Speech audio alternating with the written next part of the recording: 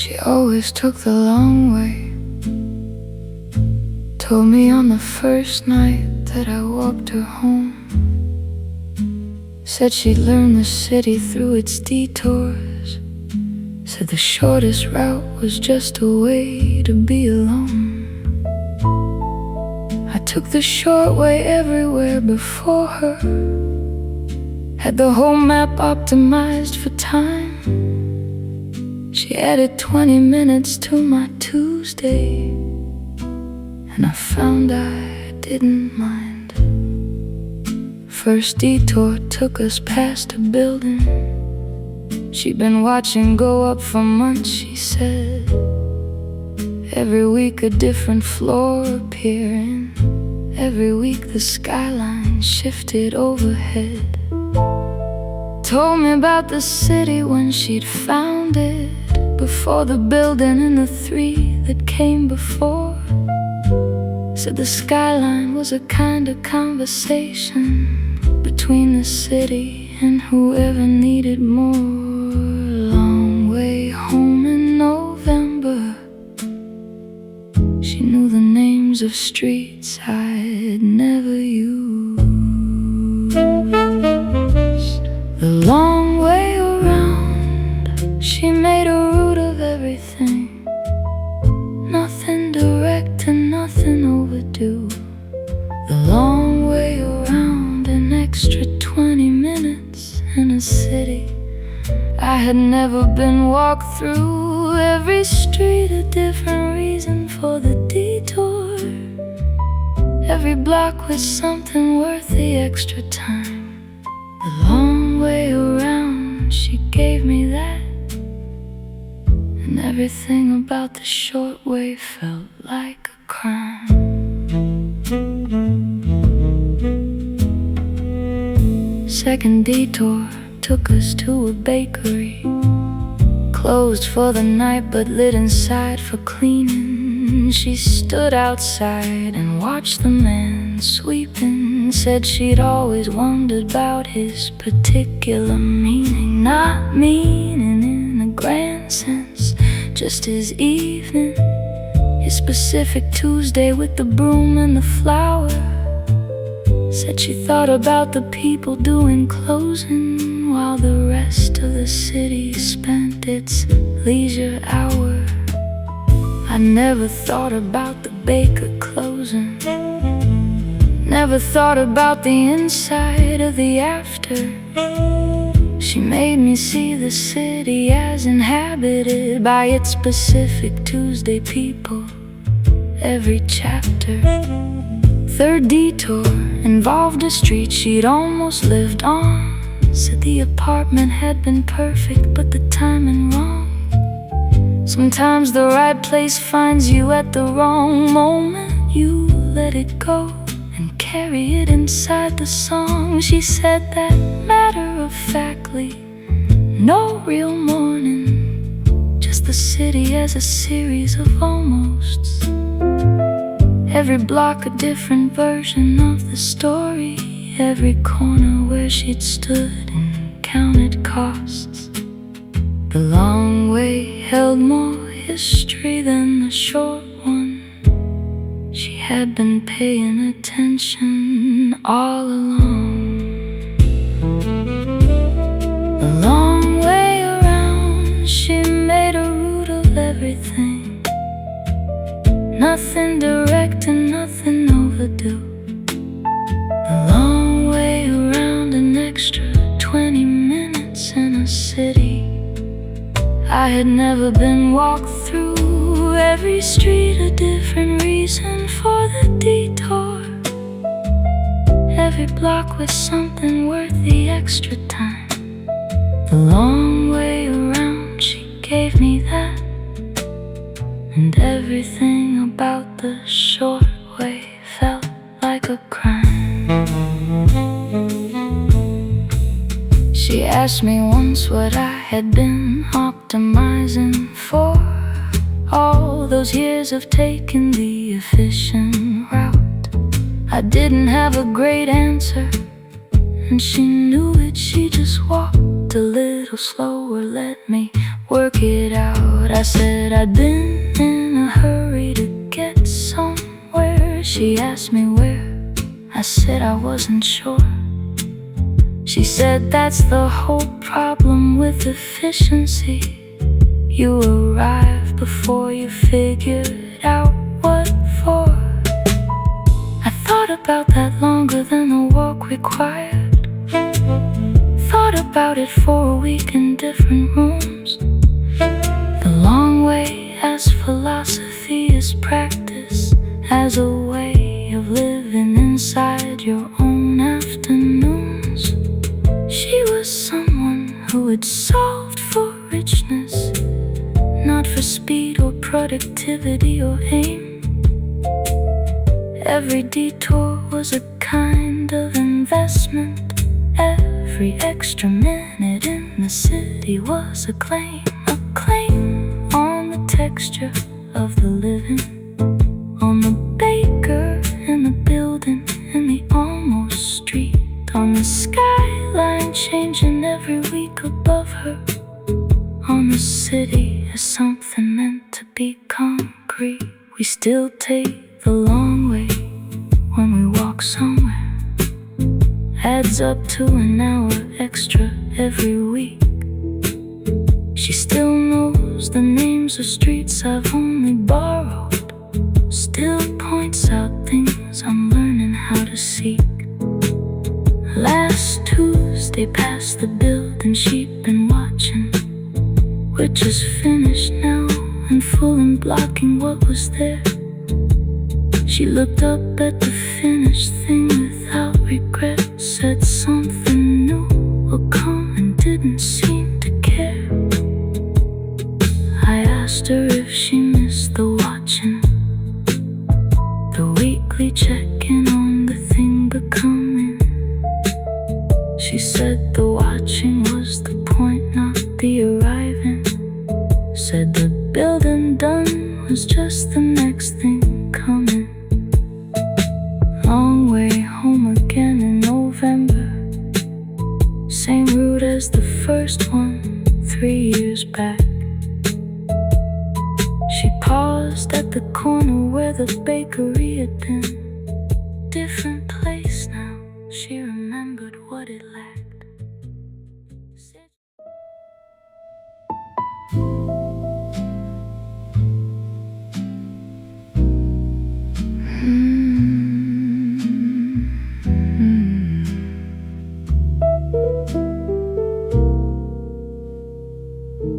She told me about night swimming on the third date, how she'd done it every summer since she was 17.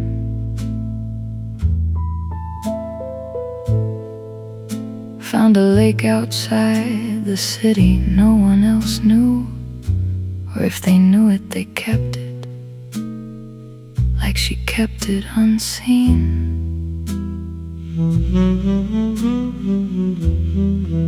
Said the water was different at midnight, not temperature, something harder to explain. Something about the dark makes the water feel honest, something about the lake at night that couldn't be the same. I'd never done it, told her so directly. She looked at me with something that wasn't quite surprise, more like she was filing that for future reference, more like she was factoring it behind her eyes. We were sitting in a bar I'd chosen badly, too loud for what the evening wanted to become. She was managing the noise with the ease of a woman who has been in rooms louder than this one and come. Night swimming in July, she said, like a place I'd never been, was waiting on my schedule. Night swimming season somewhere outside the city, a lake that only she had thought to name. Night swimming season, she invited me inside it,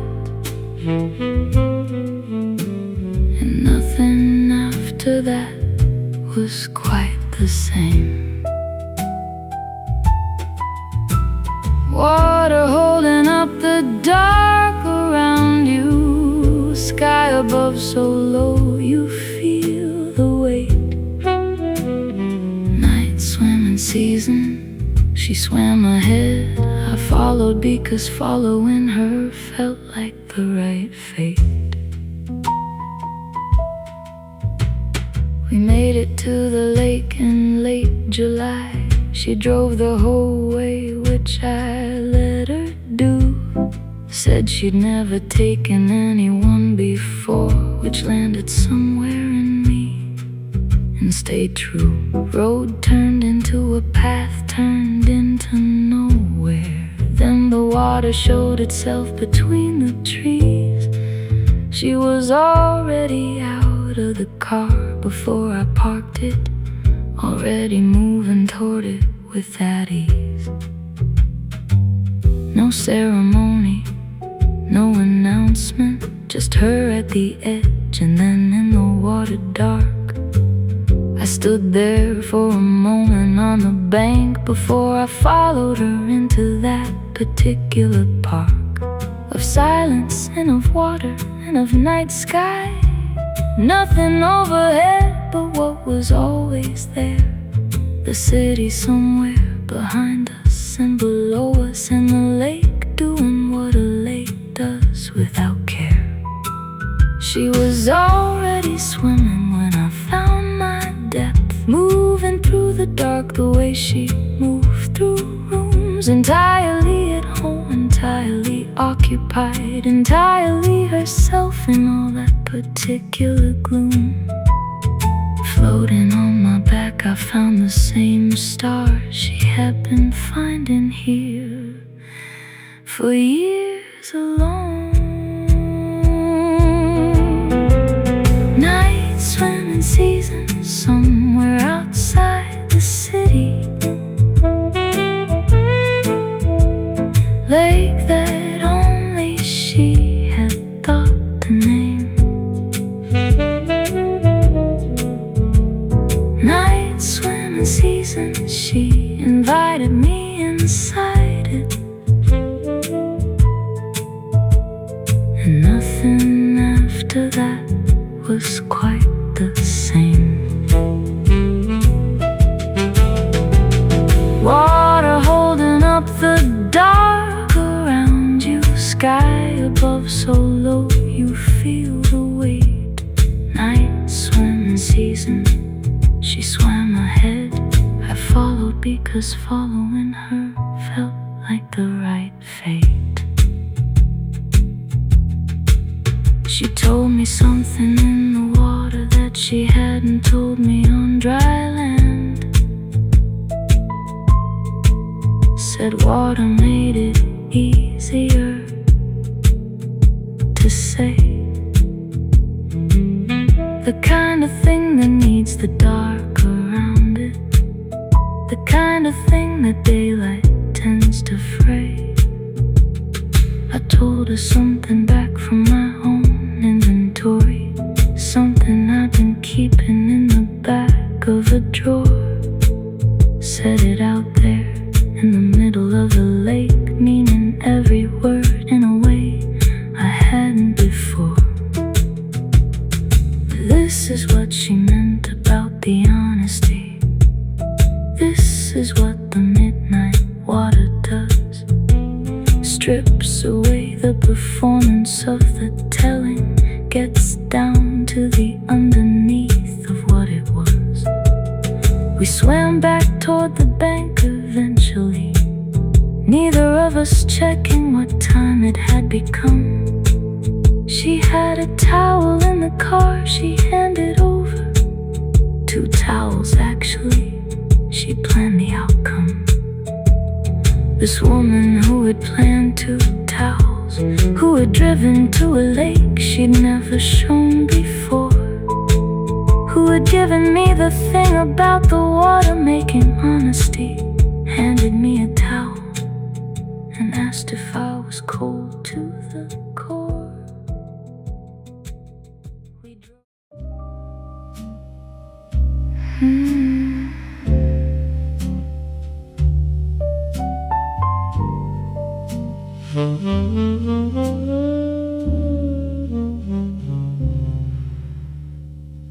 She moved through the room the way silk moves against something it wasn't meant to touch. Every head turning just slightly, then correcting like they hadn't meant to, and it hadn't meant that much. I was at the bar with a drink I'd been neglecting, watching the room the way the room rewards. When someone enters who has done the work of being entirely themselves without the need for applause or awards. Black dress, no jewelry worth mentioning, which meant everything she had was already there. The cigarette unlit between her fingers, more an accessory than any real affair.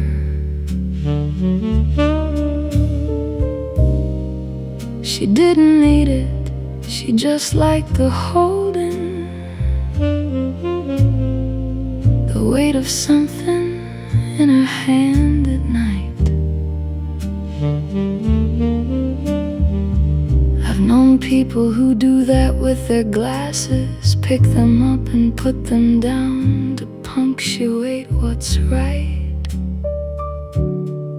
She found the corner with the better lighting, not the flattering kind, the honest kind. Silk and cigarette smoke, the way she wore the room like something tailored. Silk and cigarette smoke, everything deliberate and nothing that had wavered. City full of people almost being themselves. She was entirely it and knew the difference. Silk and cigarette smoke and 20 feet of charged and careful distance. The bartender brought her something without asking. She took it with 2 fingers, set it down. This was her place, the way a place becomes yours after enough evenings in that town. I ordered something to justify the stay and gave the bartender a reason to ignore. He was good at that, this place was good at that, the particular gift of looking at the floor. She lit the cigarette eventually, blew the smoke up slow toward the amber light. Saxophone was saying something underneath it, something about the nature of the night. Not the words, the tone, the particular register, the way a saxophone talks around the thing. She turned her head as if she heard the same note, as if she knew exactly what the thing was saying. Two people in the same room, hearing the same thing. That's the rarest kind of coincidence. Silk and cigarette smoke. The way she wore the room like something tailored. Silk and cigarette smoke. Everything deliberate and nothing that had wavered. City full of people, almost being themselves. She was entirely it, knew the difference. Silk and cigarette smoke, and 20 feet of charged and careful distance. She turned my direction somewhere past the first hour, nodded me exactly past me toward the door, checking something in the peripheral geography, the way you check a room you've been in before. Our eyes landed in the same place briefly, the kind of landing that has its own duration. Neither one of us rushing to the exit, neither one of us misreading the situation. She was not an invitation, not a challenge, not a question with a predetermined reply. Just a woman in a room on a Thursday, doing what she'd come to do, which was exist and be alive. And that was the whole thing, that was entirely it.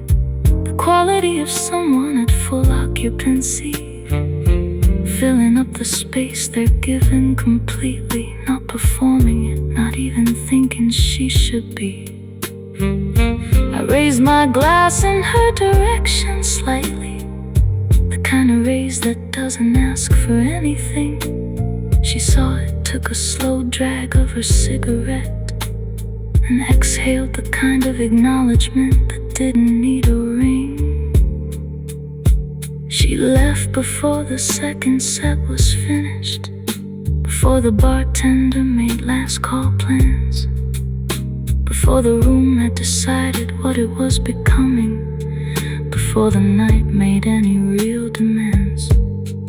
Stubbed the cigarette with 2 fingers neatly, picked up her coat from somewhere I hadn't tracked, said something to the bartender on the way out, something quiet that made him smile, never look back.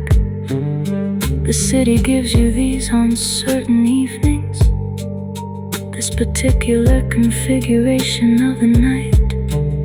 Silk and smoke and saxophone and someone who knows the difference between the dark and light. I stayed until the second set was done, tipped the bartender and thanked him for the room. He nodded in the way that good bartenders nod when the evening accomplished what it set out to do. Silk and cigarette smoke.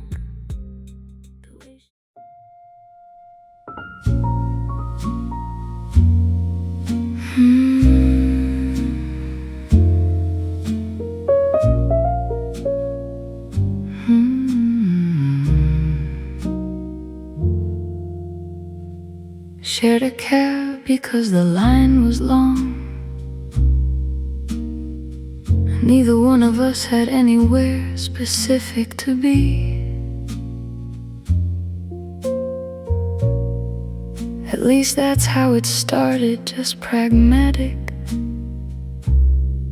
Just 2 strangers in a November and a fee.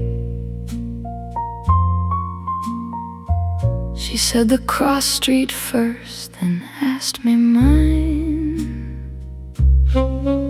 I said uptown.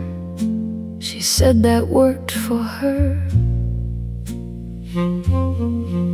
Driver pulled into the rain without asking more. City rearranging in the blur. Windows doing what they do in cab rides, fogging up around the edges from the heat. Her side of the backseat smelled like something good, something I couldn't place, that made the evening complete. She had the particular quality of someone who has just come from something worth attending, hair still holding whatever it had held that night. The evening she was in the process of extending.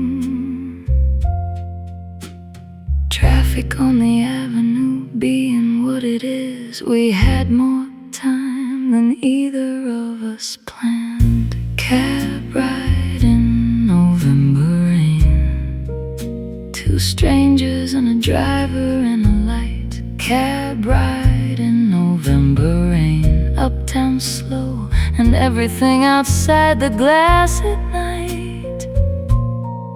She had the window, I had the door handle, city running past us in the wet. Cab ride in November rain, the best unplanned 20 minutes yet.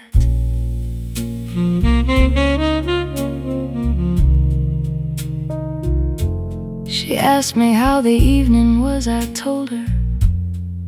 She told me hers without me having to ask. A dinner that had gone long in the good way, the kind of good that makes time lose its task. I asked about the dinner without prying. She gave me just enough to make it interesting. Turned out she had views on things I cared about, the kind that come from actually listening. Not just hearing, actually listening. The difference is audible if you know what to hear. She said something that I hadn't thought of before, about something I'd been thinking about for a year. Just a sentence, maybe two in passing. The kind of observation that a ride produces, when there's no investment in impressing, when the conversation runs without its usual sluices. Traffic opened up around the park. Driver made a choice that added 3 minutes on. She didn't notice, or she didn't mind it, just kept talking while the park went by and gone. 3 extra minutes I was quietly grateful for, not that I would have said so out loud. Cab ride in November rain, two strangers and a driver and a light. Cab ride in November rain, uptown slow and everything outside the glass at night. She had the window, I had the door handle, city running past us in the wet. Cab ride in November rain, the best unplanned 20 minutes yet. She asked me something nobody had asked me recently, something personal but not invasive, something that assumed I had an inner life, which I found more attractive than persuasive. Answered honestly, which surprised me slightly. Usually I give the shorter version in a cab, but the rain and the fogged windows and the slowness had created something that removed the habit's lab. She listened, made a small sound of recognition, the kind that says I know that I have known that too. Didn't elaborate, didn't need to. That small sound did everything it had to do. driver announced her cross street through the partition. She reached for a bag with the efficiency of someone done. I did the math on how the fare would split. She said she had it. It was fine, just one. We stopped and she was out before I argued. Rain hitting her before she got the door completely closed. Turned once, not a wave, just a look backward. The look that says I know that this was one of those evenings, those cab rides, those accidental pockets of the city being generous. And the way it sometimes is on wet November nights when the traffic and the rain conspire for us. Rode the rest of the way alone. Driver turned the radio on low. Something from another decade playing something slow. The way the evening seemed to go. Watched the city through the window she'd been looking through. Still fogged at the edges from the heat. The smell of the cab still holding something of the evening. Something good that I couldn't place complete. Got out at my corner, tipped well. Walked the half a block in the rain without a hurry. November doing everything it promised. City wet and lit, and not in any worry.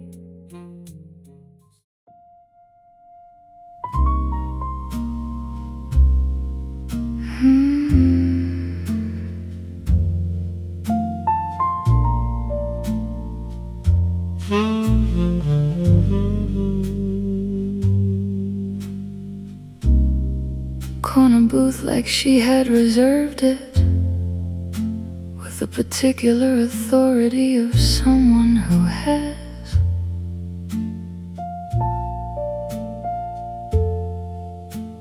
Been coming to a place long enough that the place arranges itself around her jazz.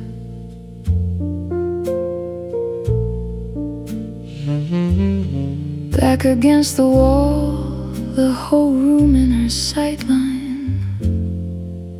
The way that certain people like to sit. People who have learned by some experience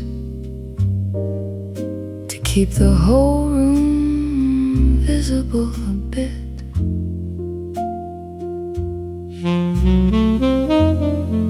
She had a book she wasn't reading anymore, spying up on the table, giving in. Whatever she'd been thinking had replaced it, something more compelling,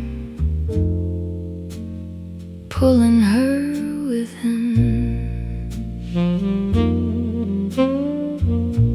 I took the table by the window across the room, the one with the draft that nobody else wants. Ordered something simple, watched the evening do the things that Friday evenings always wants. Corner booth across the room, the most interesting thing about the place by far. The woman in the corner booth, reading a book she'd stopped reading an hour ago.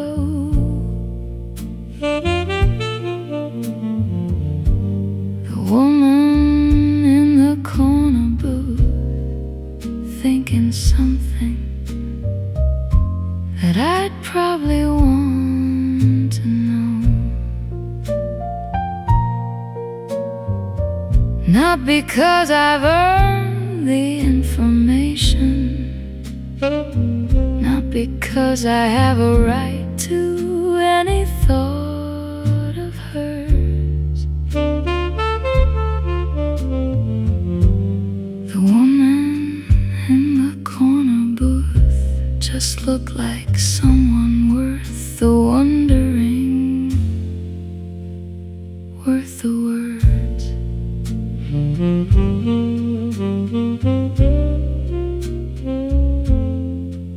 Waiter came and she ordered without looking up. Said the words into the air like she knew he was there. She was right, that specific confidence of someone who has been attended to with care. Not entitled, just at ease. The difference lives somewhere in the quality of the ease. Entitled people take the service as a given. She received it with the comfort of a please. Her phone was on the table face down all evening, which in this particular century means something. Means she decided that the night was worth protecting from whatever the phone had to keep running. I did the same, turned mine over to match. Not because she'd see it, just because she was right. This room and what was in it was worth keeping, this particular configuration of the night.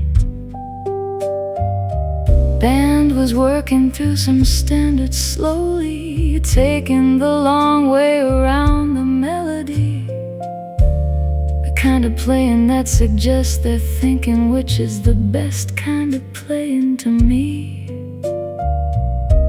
Thought about the book she'd put down.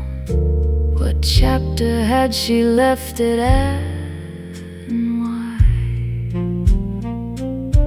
The woman in the corner booth, reading a book she'd stopped reading an hour ago.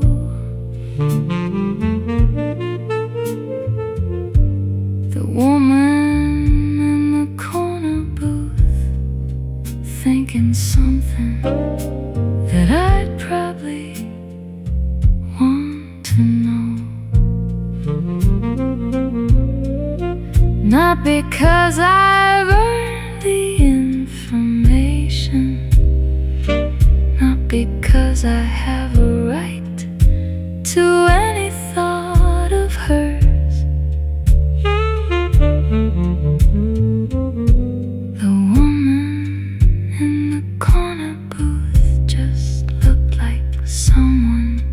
Worth the wondering,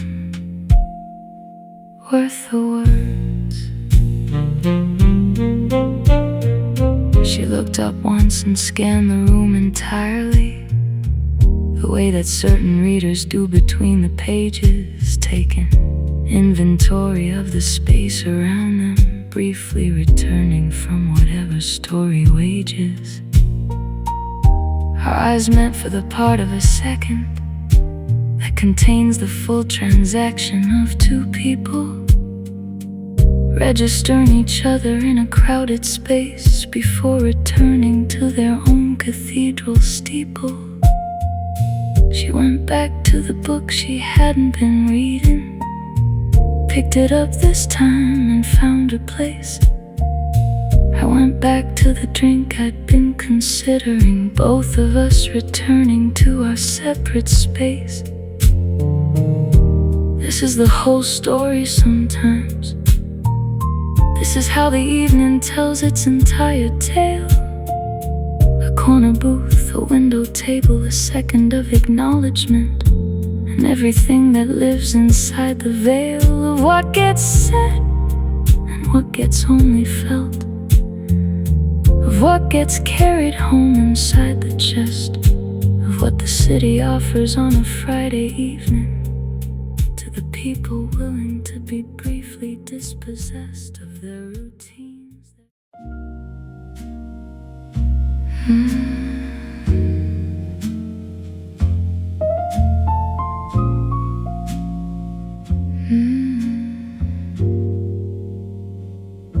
She left the imprint on the rim before she set it down and looked at me. That specific shade of hers, the color that she wore deliberately. Not careless, not an accident. Everything about her had a reason to it. The way she set the glass back on the bar, the way she waited just a beat before she moved through it. I'd been sitting 2 stools down for an hour, watching the room the way that rooms reward.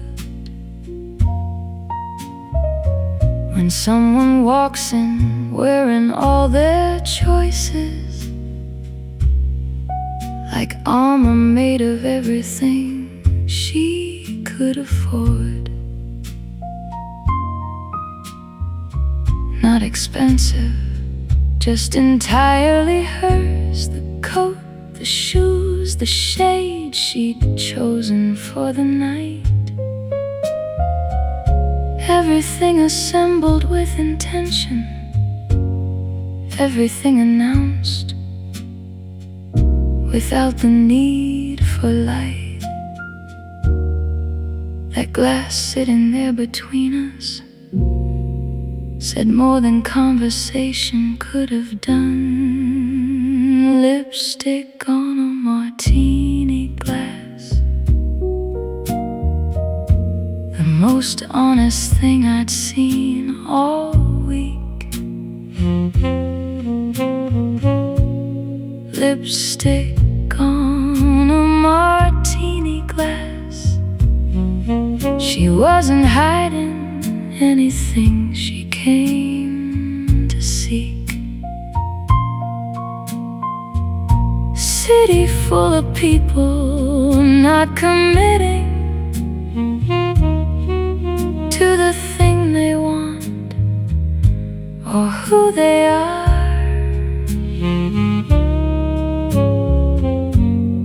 Lipstick on a martini glass, left there like a signature on the bar. She turned and caught me looking at the glass. Didn't seem surprised or bothered by the fact. Just picked it up and took another sip and set it down and held the eye contact. The kind of woman who knows what she's doing in every room she walks into at night. Didn't need me to explain the looking, didn't need me to make it right. I said something, I forget exactly. She said something better back at me. The bartender appeared and disappeared, the way good bartenders in good places leave things be. She had an accent I couldn't entirely place, not foreign, just from somewhere else than here. She'd been in this city long enough to soften it, but not so long it disappeared. Spent the next 20 minutes trying to place it. She let me try before she told me. Lipstick on a martini glass, the most honest thing I'd seen all week. Lipstick on a martini glass. She wasn't hiding anything she came to seek. City full of people not committing to the thing they want or who they are. Lipstick on a martini glass, left there like a signature on the bar. We talk the way that strangers talk at bars, when both of them have somewhere else they could be. But something in the hour and the music is made both of them decide to stay and see. She worked in something I found interesting, in the way that someone's work can tell you what they value. I told her what I did, she nodded once. The way she nodded said she'd filed it somewhere useful. Not calculating, just attentive. The kind of person who is actually there, who isn't half inside her phone while talking, who gives the thing in front of her the air. I asked her if she came here often, meaning it, not the version people say without the meaning. She said she came here when the week needed finishing, when the Friday needed something worth the evening. That I understood completely, told her so. This place had been my Friday closer to for years. She looked around it like she was seeing it again. The low light and the band and the atmosphere. Said she liked how nobody was trying, liked how the room just let itself be what it was. I said that was exactly why I kept returning. She picked the glass up and drank to that because second drink arrived for both of us. The bartender had made the call without the ask. This is what happens when you're somewhere long enough, that the people running it know what you need to ask.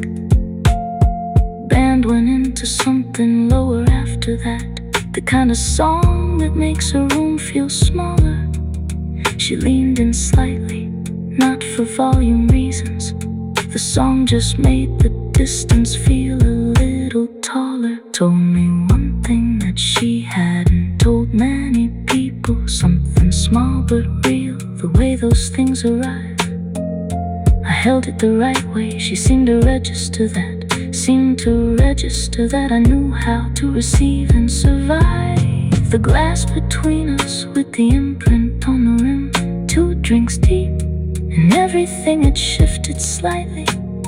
The bar the same, the band the same, the lightning, but the two of us inside it sitting differently, brightly. Lipstick on a martini glass, the most honest thing.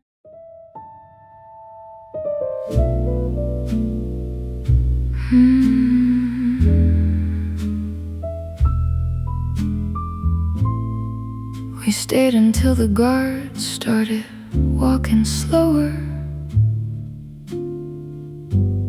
a polite signal that the afternoon was done. Stood in front of one painting longer than the others, neither one of us the one to be the first to run. She had opinions on the thing we'd been looking at, real ones, not the kind that perform knowing. Said the left side of the canvas felt unfinished. Said maybe that was the whole point of showing.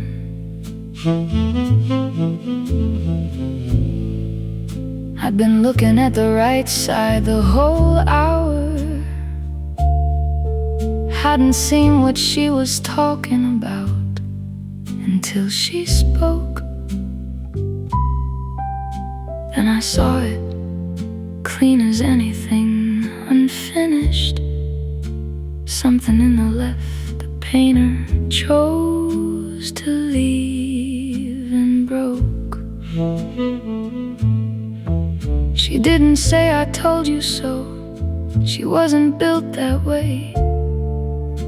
Just moved to the next one and kept the conversation going. I followed the way you follow someone through a museum, when the following itself is worth knowing.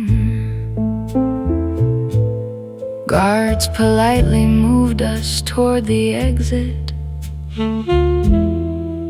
We took the long way because she always did. After the museum closes, city's still outside, waiting in that late afternoon, particular gold. After the museum closes, all that beauty, walking back into the world, trying to hold the thing you saw in there against the noise of everything. The city asking you to let it go. After the museum closes, she was still talking, and I was glad to walk slow. We came out into the last of the good light, that specific hour before the evening takes the street. She squinted once and then just let her eyes adjust, the way a person does who doesn't rush the fleet. Coffee across the street she'd spotted earlier, said she always mapped a coffee stop ahead. I've been in that city 6 months without noticing it, which told her something about me, something she said. She said it lightly, no malice in the observation, just that she noticed things and I walked through them. I said I'd been distracted. She said, by what? I said, by trying to figure out the museum. She laughed at that, which felt like passing something, some small test I hadn't known was being run. Not a test of worth, a test of honesty, of whether the real thing was the thing I'd begun. Coffee was better than the location suggested. She said it usually was, places like that, hidden in the plain sight of the obvious, where people don't go because they don't look back. She stirred her coffee with the specific patience of a person not performing anything at all. After the museum closes, city is still outside, waiting in that late afternoon, particular gold. After the museum closes, all that beauty, walking back into the world, trying to hold the thing you saw in there against the noise of everything. The city asking you to let it go. After the museum closes, she was still talking, and I was glad to walk slow. She talked about the painting she'd come specifically for, said she'd seen the reproduction first in someone's book, spent 3 years before she made it to the actual, said nothing prepares you for the actual look. I asked her what the difference was between them, between the reproduction and the real. She thought about it longer than the question seemed to need, and said it's in the surface, it's the feel, the texture of a thing you can't transmit through any photograph or page or screen. Said standing in front of it she'd understood something about the painter she had never seen. That's the whole reason to go anywhere, she said. Not the information, but the being there. The painting that you stand in front of changes because you stood in front of it in that specific air. I thought about that walking home that evening, about all the reproductions I'd been living off, all the substitutes for actual experience, all the summaries where I'd stayed and hadn't gone off. She'd gone to 3 cities for 3 pains.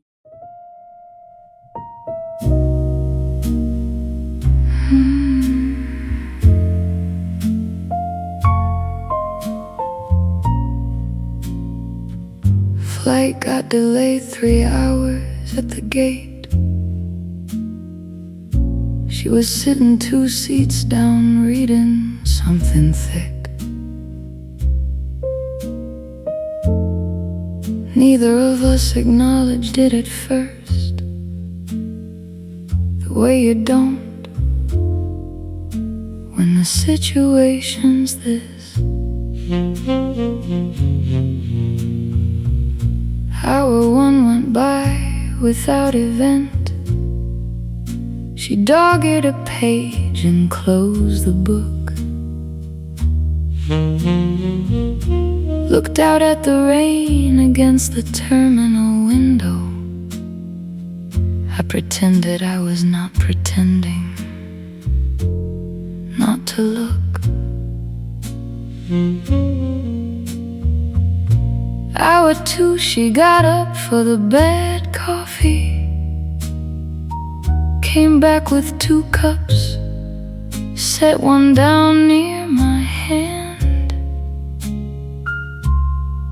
Didn't say anything, just that small offering, and I took it like I understood the plan. Said the flight was now showing a 4-hour delay. She said she'd heard, she'd check before the coffee run. I asked her where she was heading, she told me. Turned out we were going to the same one. Same gate, same delay, same destination. Harder to ignore after that. The view from 14B is not a view.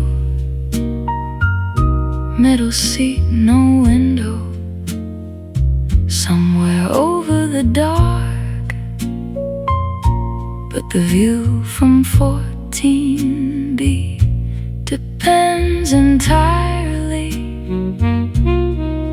on who's sitting in the window seat for a start.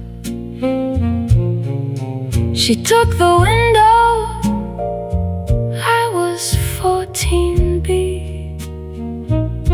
She offered me a look at what was out there twice. The view from 14B was her deciding to share the dark and the clouds and the city lights. We boarded finally around 11. Overhead bin situation got resolved. She was organized in a way that wasn't pointed, the kind of organized that had simply evolved. 14A, 14B, 14C, a stranger who fell asleep before we left the ground, gave us the armrest and the accidental privacy that the middle and the window sometimes found. She had the kind of reading light composure that says she'd done this often and alone. Not lonely about it, not performing comfort, just a person who had made the air her own.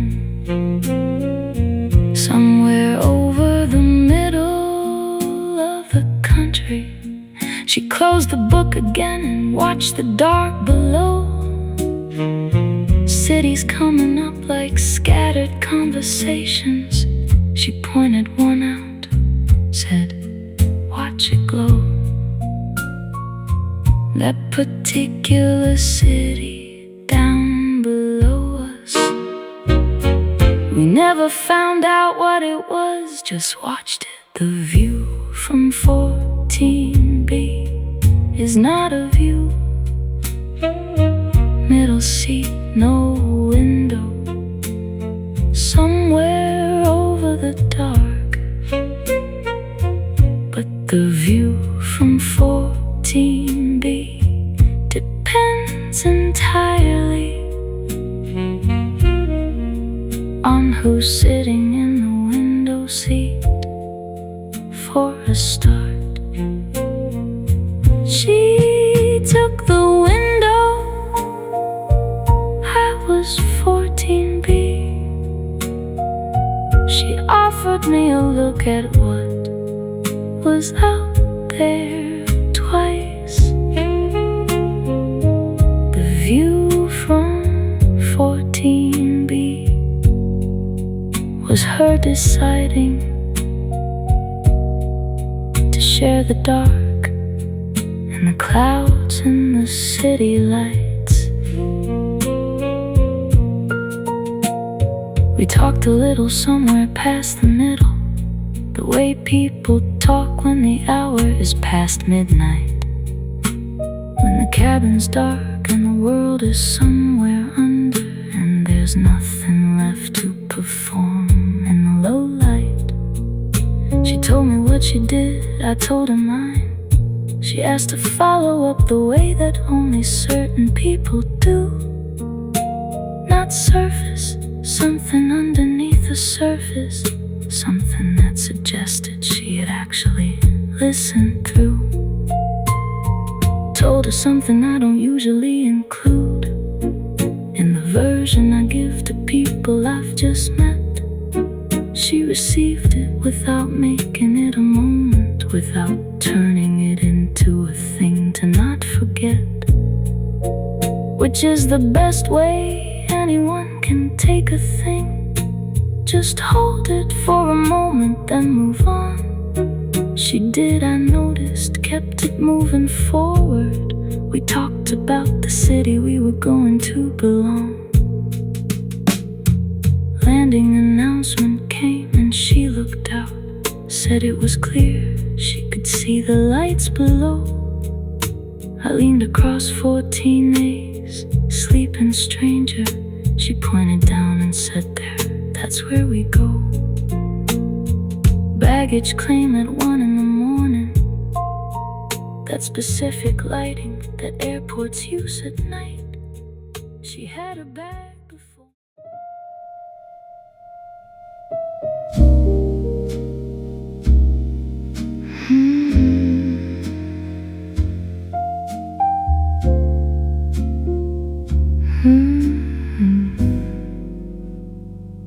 Some days call for red lipstick. She told me that the first night that we met, standing in the doorway of a restaurant, coat still on, not quite ready yet.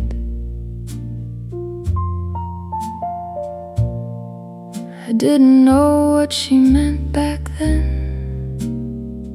Thought it was a woman thing I'd never understand.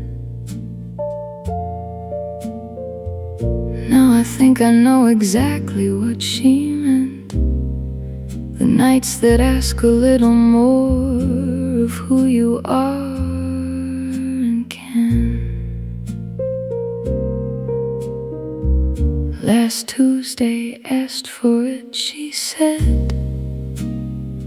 when she called me from the cab before she came uptown. City doing something in the rain that evening, something that required more than ordinary ground. She arrived already wearing it, that specific shade of red that knows its own name. I held the door and didn't say a word about it. We both knew why, and neither needed to explain. Red lipstick weather, you know it when the city asks for it.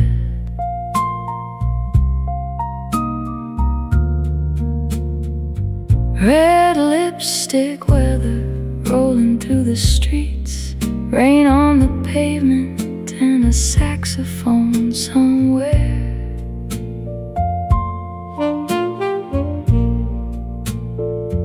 Red lipstick weather, certain kinds of evenings call for certain things, and she was always aware. I've lived in this city long enough to feel it, the particular charge before a good night falls.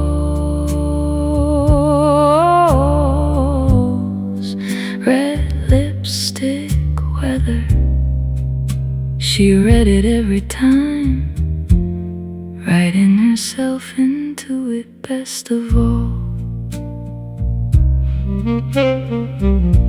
We ate somewhere she'd been saving for the right night, said she'd walk past it 6 months in a row, waiting for the evening that deserved it, waiting for the weather and the feeling and the glow. Table by the window, rain still coming, candle doing its best against the dark outside.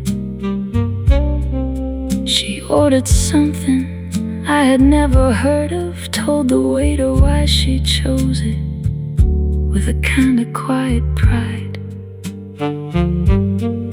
The waiter nodded like he recognized the type, the kind of woman who had done her reading, who came to a place knowing what it offered, who arrived already knowing what she was needing. She told me about the week without apology, the hard parts and the parts that had come right, set them both out on the table like they were equal, then picked up her glass and said good night. Good night meaning good evening, meaning look at this, meaning I'm not done with any of it yet. Red lipstick weather, rolling through the streets, rain on the pavement, and a saxophone somewhere.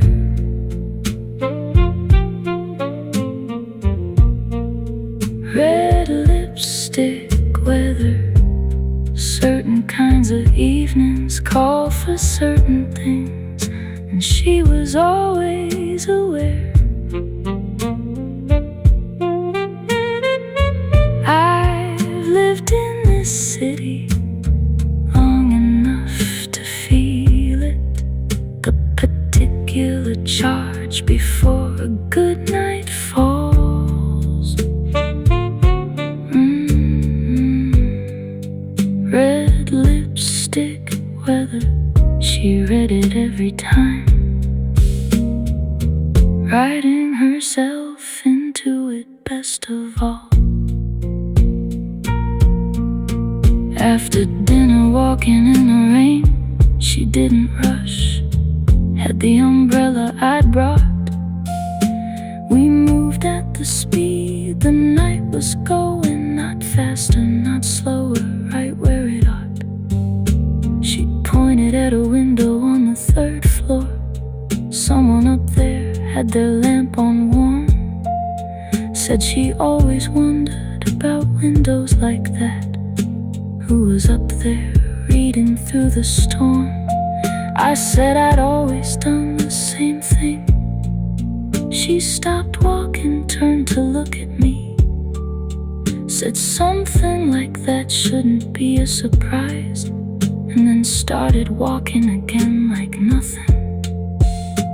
But something, everything in those 2 seconds, everything I'd wondered about her in the years, all of it confirming what I thought I knew. The red lipstick, just one layer of the gears. A woman who reads windows in the rain, who saves restaurants for the right evening, who knows the names of things she orders, and knows the name of what she's feeling, who put on red lipstick on a Tuesday, not for a party, not for an occasion, just because the sky outside her window was making that specific kind of persuasion.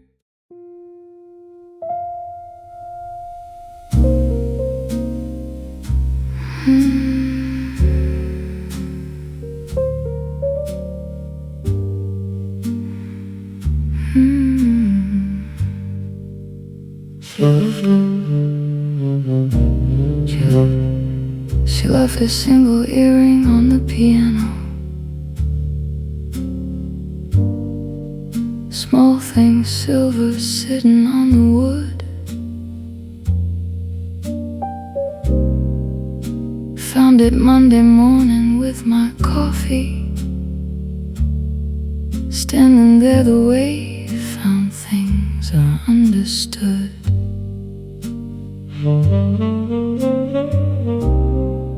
She'd been gone since Sunday before sunrise, left while the city was still doing its sleeping. Didn't wake me, didn't leave a note, just that earring and the memory for keeping. Picked it up and held it for a minute, warm from the room or just from being held. Set it back down on the same exact spot. Let the piano keep it the way the piano held.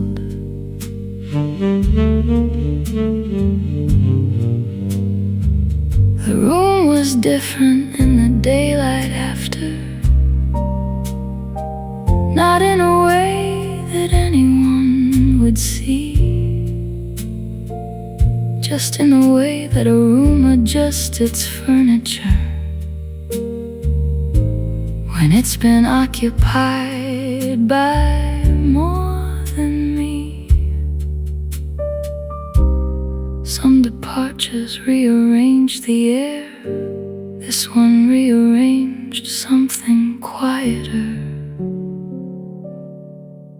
What she left on the piano, one small earring and a particular kind of silence. What she left on the piano, something I wasn't prepared for in its violence. Not a violent thing, the opposite, the violence of something soft and true. What she left on the piano was more than what she probably meant to leave me with, she knew.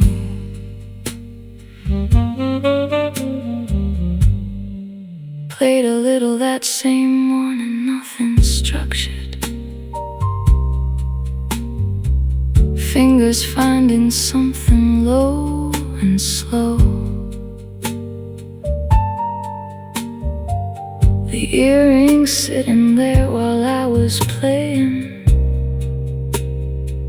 like an audience of one with nowhere to go.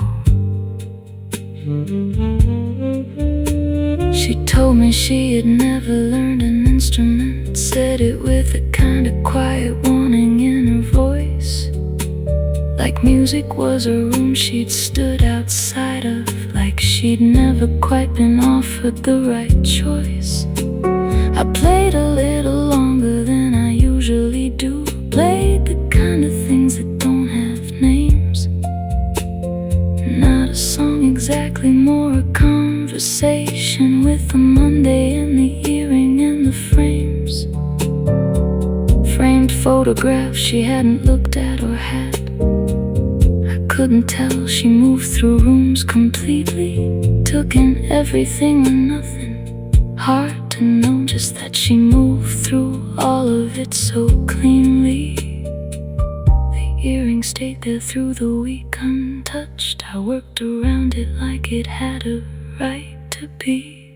What she left on the piano, one small earring and a particular kind of silence. What she left on the piano, something I wasn't prepared for in its violence. Not a violent thing, the opposite, the violence of something soft and true. What she left on the piano was more than what she probably meant to leave me with, she knew. Thursday she sent a message asking about it, said she noticed it was missing from the pair. I told her where it was and asked if she wanted it. She said she'd come by for it if I didn't care. Didn't care was the wrong phrase, opposite of right. But I said sure, whenever, no rush. Friday evening knock, I wasn't fully ready for. City going quiet in its Friday hush. She came in the way she always came in, like the room had been expecting her specifically. Went straight to the piano, picked the earring up, put it back in without looking back at me. Then turned around and asked me how the week had been. I told her fine, she told me hers was long. She sat down at the piano bench without being asked, and asked me if I'd play her something. So I stood beside her at the bench and played something I'd been working on since Monday. She listened the way she listened all the way in, the earring back where it belonged by Sunday. Didn't say it sounded good or anything like that, just sat there while it happened, and then after sat in the silence for a beat or two, then said she'd finally understand the chapter she'd been reading. Different subject, but something in the music had explained a paragraph. She didn't elaborate, and I didn't ask, just two people in a room that held their past. She left again the way she always does, clean and without ceremony or production. Earring in its place, the room the same, just the music somewhere in its own conduction. Left something different than before this time. Can't name it, didn't look for it to find.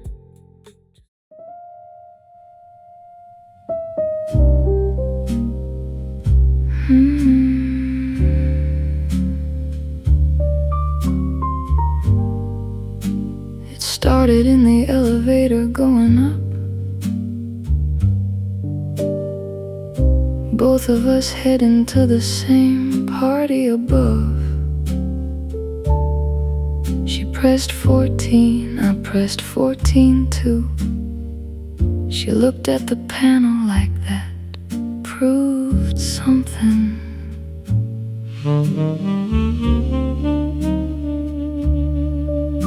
Didn't say a word, just that small note of two people going somewhere identical. Elevator music playing something tired between us, something more reciprocal. Party was the usual kind of thing, too many people in too small a space. Good wine at least, she headed for the window. I found myself drifting to the same place. We stood looking at the city doing its thing. West 43rd laid out below. Neither one of us pretending the view was interesting, both of us knowing what we were doing though.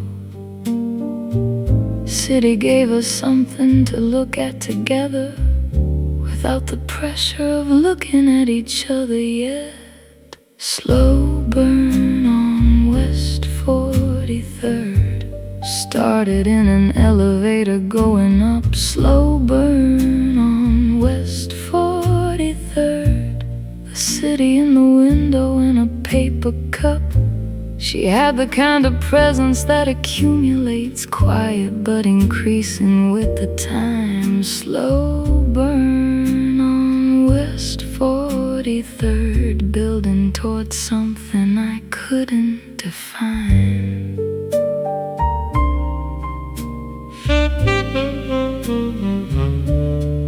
She asked me how I knew the host. I told her. She told me hers. We had a friend in common. Laughed about that one friend the way people do when the world folds in on itself like an omen. She was something in the city that I hadn't placed before. That specific kind of person, hard to category. Not performing anything, not holding anything back, just occupying herself in her own story. We left the window when somebody spilled something. Moved to a corner with a quieter pull. She had opinions on the music playing overhead. Turned out her opinions were interesting and full. Talked until the party thinned around us. Host made the rounds, we barely noticed him. Two people in a corner of a west side party, going further in while the evening went dim. Corner felt like it had always been reserved for this. Just needed both of us to find it. Slow burn on West 43rd. Started in an elevator going up. Slow burn on West 43rd. The city in the window and a paper cup. She had the kind of presence that accumulates, quiet but increasing with the time. Slow burn on West 43rd, building towards something I couldn't define. Last guest leaving had us finally moving. Coats retrieved and the host walking us out.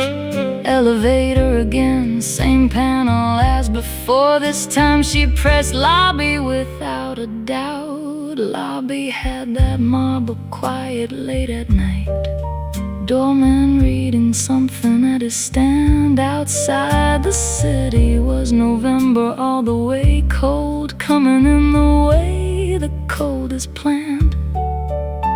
She pulled her collar up against the temperature. I didn't offer anything, she had it handled. We stood on the sidewalk in the after party air. The evening still between us, still unwrapped, still candled. Asked her which direction she was heading. She told me I happened to be going the same way. Neither one of us said anything about that. Just started walking side by side away. West 43rd in November after midnight. Heels on the pavement, her pace easier than expected. Talked about the party briefly, then abandoned it for something more worth saying and connected. She had a theory about the city at this hour, how it belongs to different people in the dark, how the daytime crowd recedes and something replaces it, how the night has got its own particular mark. I told her I've been walking it for 20 years and never quite got tired of the sound. She said she'd only been here 3 and already knew this was the only city she'd be found. She used that word the way I'd used it earlier in my head privately about her face. And I thought about the coincidences accumulating and the slow burn working at its pace. Slow burn on West 43rd. Started in an elevator going up. Slow burn on West 43rd. The city in the window and a paper cup. She had the kind of presence that accumulates, quiet but increasing with the time. Slow burn on West 43rd, building towards something I couldn't define. West 43rd, November. Both of us heading the same direction again.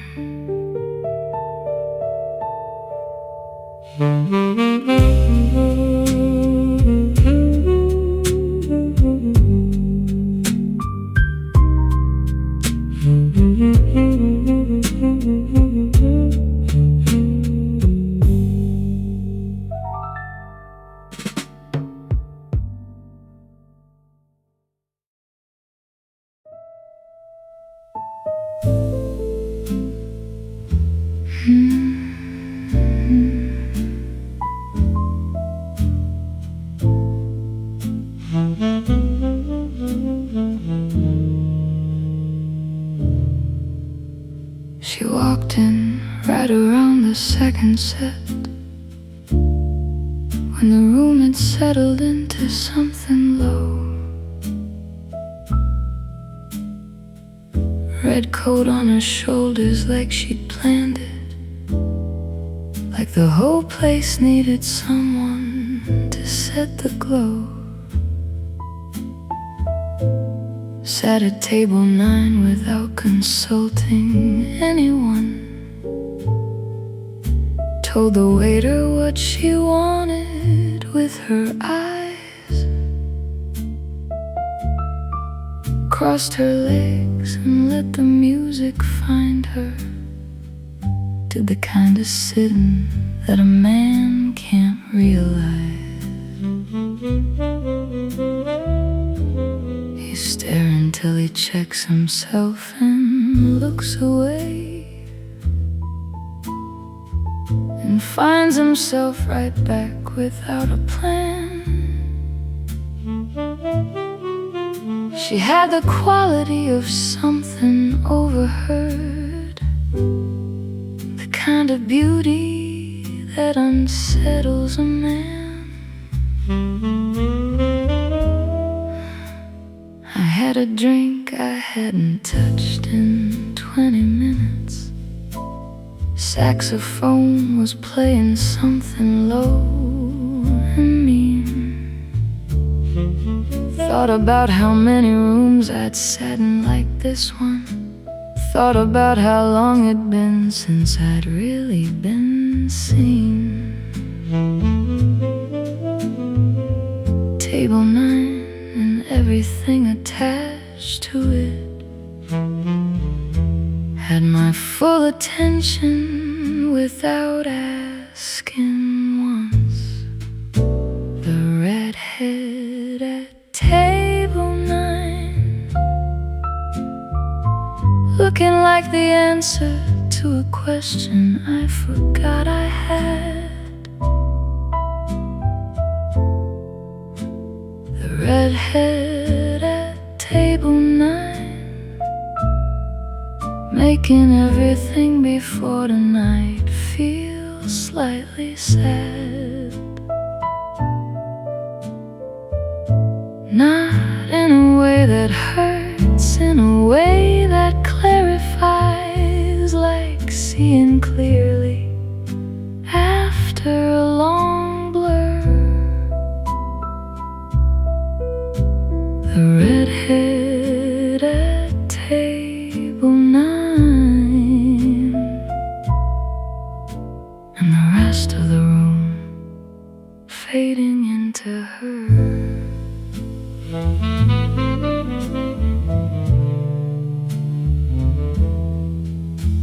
Waiter brought her something tall and amber-colored.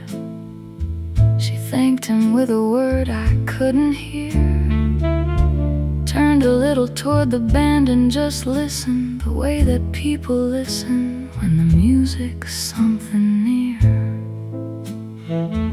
She wasn't performing, not caring, actually didn't. No phone, no mirror, no arrangement of her hair. Just the coat, the drink, the table, and the music, and that particular quality of being purely there. 20 years in this city, in these rooms, watching people the way I've always done. First time I can remember being the one observed. She glanced my way and something came undone. Not a smile, not an invitation, just a glance, the kind that says, I know you're looking, that's fine. Picked her drink up, turned back to the saxophone, left me sitting there untangling the line. Room felt smaller after that exchange, in the best way that a room can feel reduced. The redhead at table 9, looking like the answer to a question I forgot I had. The redhead at table 9, making everything before tonight feel slightly sad. Not in a way that hurts, in a way that clarifies, like seeing clearly after a long blur. The redhead at table 9, and the rest of the room fading into her. Set ended and the band took their break. Room filled up with talk the way it does between. I sat there weighing something in the dark, some small decision balanced on its seam. Ordered another drink I didn't need, tipped the waiter more than was required, asked him if he knew the woman at table 9. He smiled the way men smile when something's transpired. Said she came in every other Friday, always that same table, always that same drink, always left before the third set finished, always tipped well, never made him think. He didn't say it, but I knew he meant she wasn't there to meet someone that night. She was there the way you go to something holy, for the thing itself, for the music and the light that changed it for me, shifted how I saw her, changed the calculus entirely around. not a woman waiting to be found by something. A woman who had already been found by the saxophone, the amber drink, the room, found by Friday evenings in the low-lit air. The most attractive thing about a person.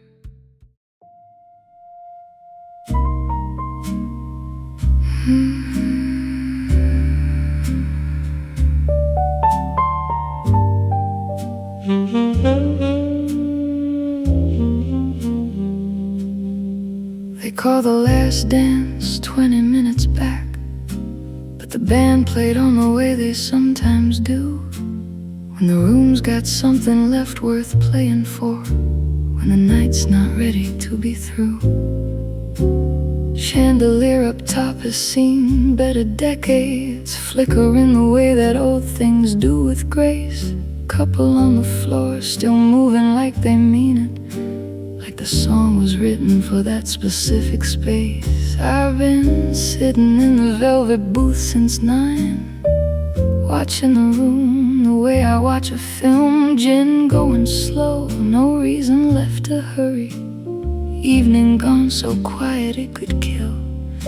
She walked in around 11 with the rain on her, shaking the coat off like she owned the place. Didn't look around the way newcomers do, just walked straight in and found herself some space. Woman like that doesn't need to ask where anything is. Last dance at the Starlight Lounge tonight. Band playing something that was slow from the start. Last dance at the Starlight Lounge tonight. Somewhere between the music and the dark. The couple on the floor don't know it yet, this one's gonna live inside their chest.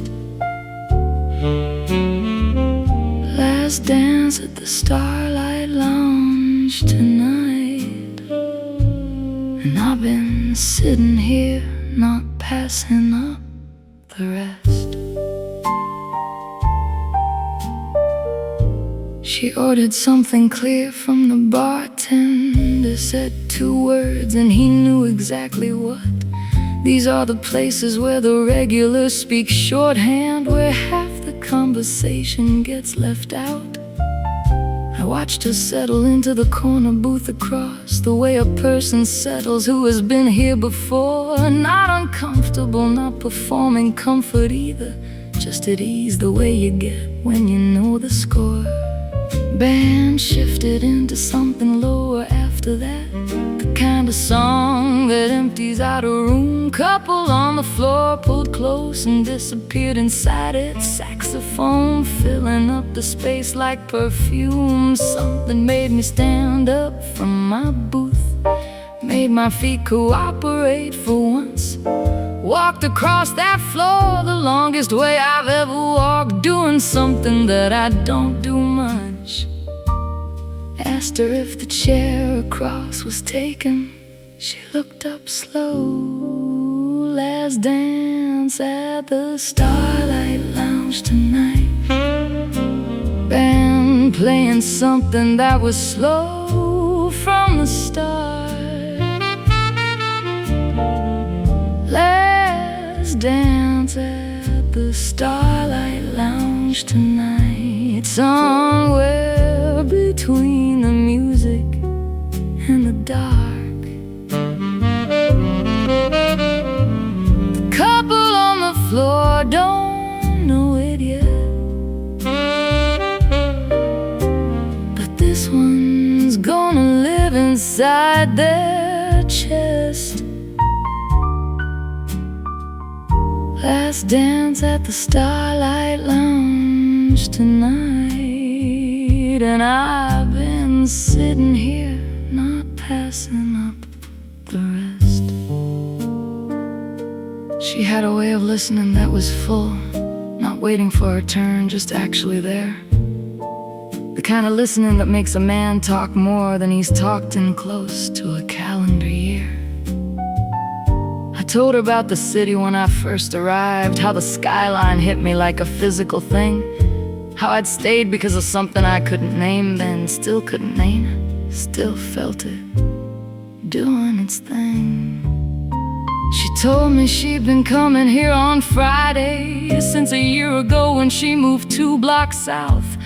Said the band reminded her of somewhere earlier, somewhere good that she carried in her mouth. The song wound down and the band announced a final one, last call on the music for the night. She looked across the small geography of the table and asked me if I wanted to hold the moment right.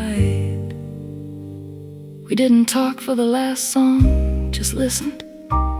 Gin between us, both hands around the glass. 2 people at the end of something's evening, letting the last song go the way it passed. Saxophone said everything I couldn't, said it with the patience I don't own. Band packed up around us when it ended, and neither one of us moved to go home. Bartender came over with the tab and something extra, said it was on the house, the way he said the rest. Short words that meant more than they were saying. This city wraps its warmth up in the chest. Last dance at the Starlight Lounge tonight. Band playing something that was slow from the start. Last dance at the Starlight Lounge tonight. Somewhere between the music and the dark. The couple on the floor don't know it yet, but this one's gonna live inside their chest. Last dance at the Starlight Lounge tonight, and I've been sitting here, not passing up the rest. They called the last dance 20 minutes back, but the band played on the way they sometimes do. When the room's got something left worth playing for, when the night's not ready to be through. Chandelier up top has seen better decades, flickering the way that old things do with grace. Couple on the floor still moving like they mean it, like the song was written for that specific space.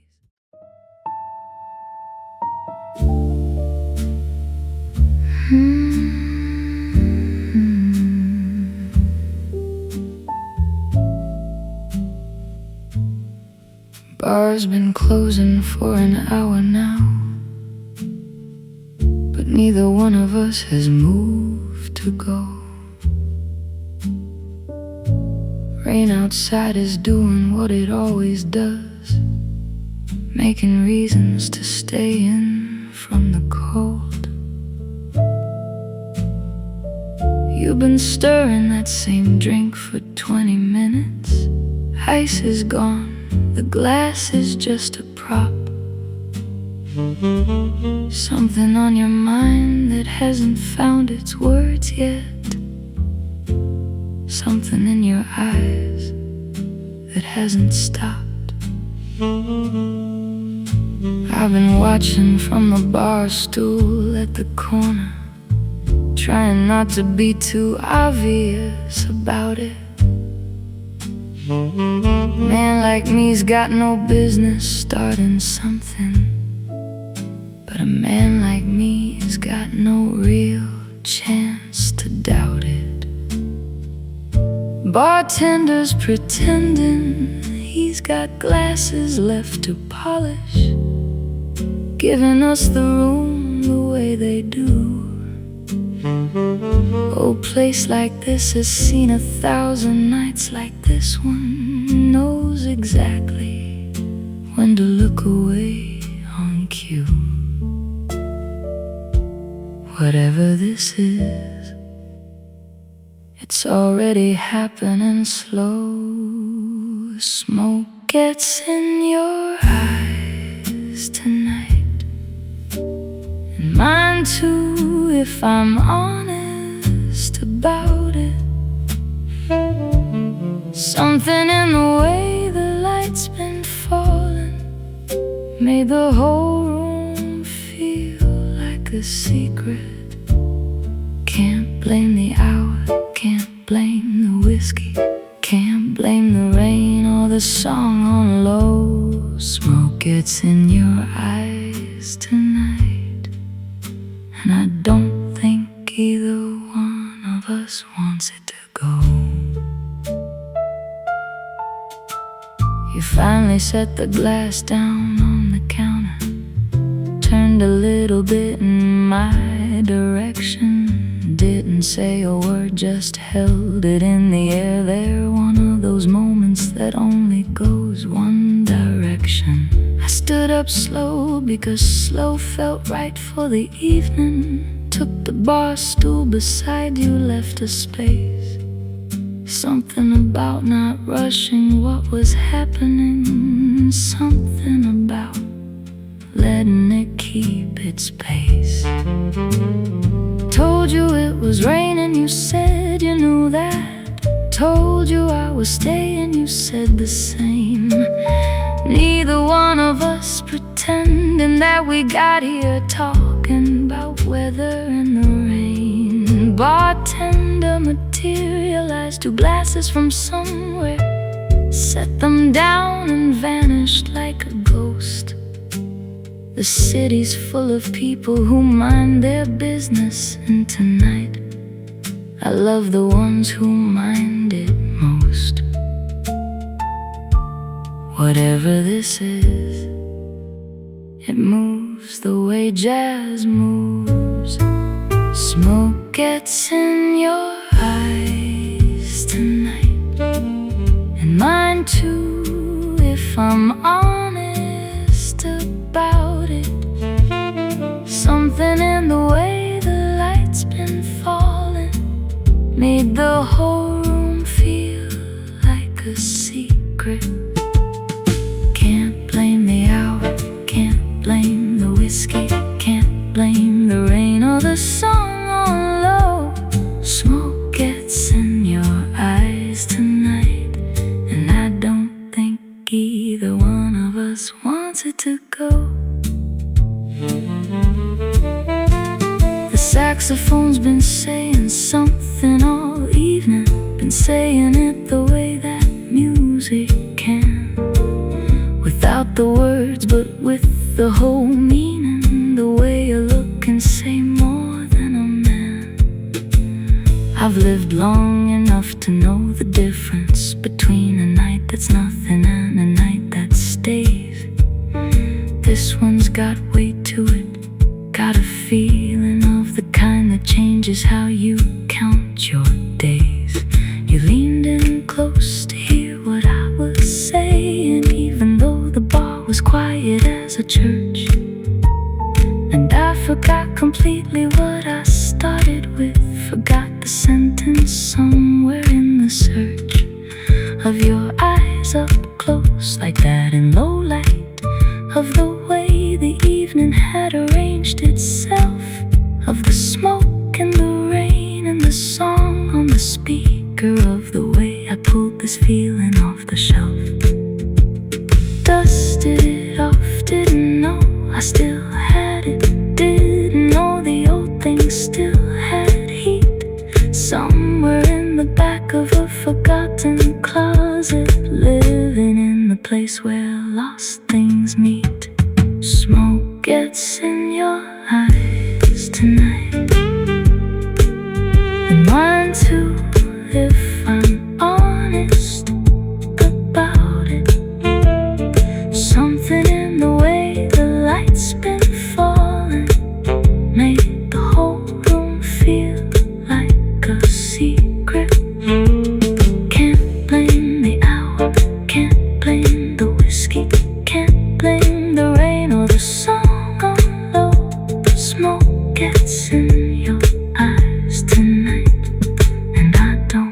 like either one of us wants it to go. Smoke gets in your eyes and mine. Rain still falling outside. Nobody's leaving yet.